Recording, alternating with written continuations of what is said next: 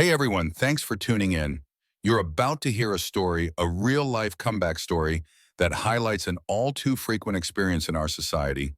It's a tale about Olivia Bennett, the CEO of SkyFirst Airlines, and an incident that rocked not just her world, but also the airline industry as a whole, shining a bright light on racial discrimination in corporate America. Trust me, you don't want to miss this.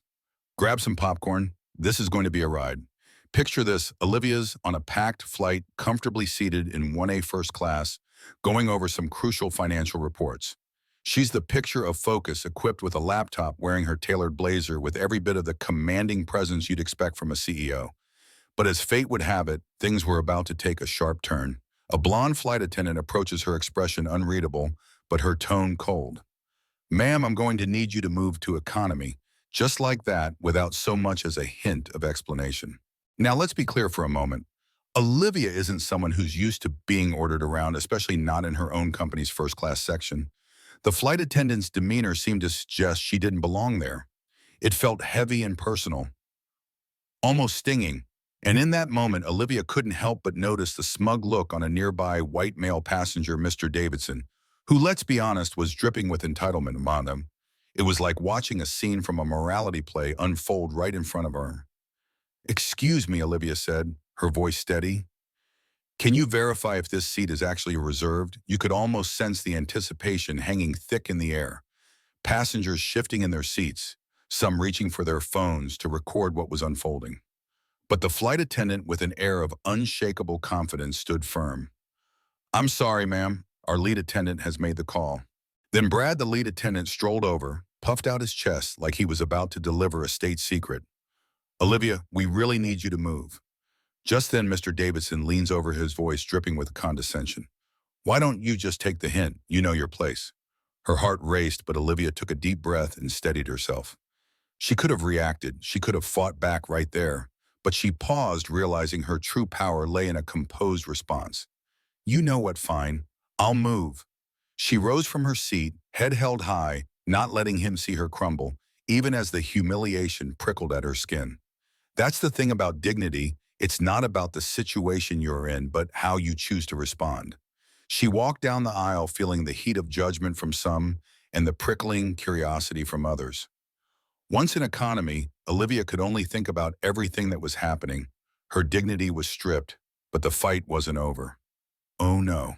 After settling into her new cramped seat, Olivia pulled out her phone, discreetly logged into the airline's system, and began documenting everything. This wasn't about just one incident. This was about something much bigger. It was time to stand up, not just for herself, but for many who had faced the same dismissive behavior. A few hours later, when the plane finally landed, the incident had already gone viral. Olivia walked through the terminal to a crowd of passengers staring at her, some supportive, others with eyes of judgment. Media cameras snapped pictures, and as she stepped in front of the horde, something shifted.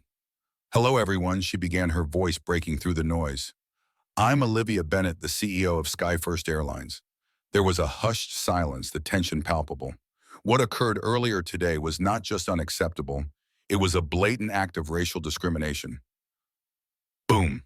She denounced the treatment she endured, laying it all bare not just for herself, but for every person who had felt unheard, overlooked. The consequences were immediate. Brad and his counterpart Jessica were terminated on the spot, and Mr. Davidson banned from flying with SkyFirst Airlines forever, a company that hadn't stood for this behavior in the first place. And that wasn't the end of it. Olivia didn't just want to make a point, she wanted real change. When you're watching, they rolled out a new real-time discrimination reporting system and partnered with a third-party human rights auditing firm. But it didn't stop there. Olivia set up a scholarship fund for students of color in aviation worth $500,000, bridging gaps and creating future opportunities. Then there was Sarah, the flight attendant, who had the courage to film the incident. She was promoted to a leadership role. Imagine that one act of bravery leading to something so pivotal.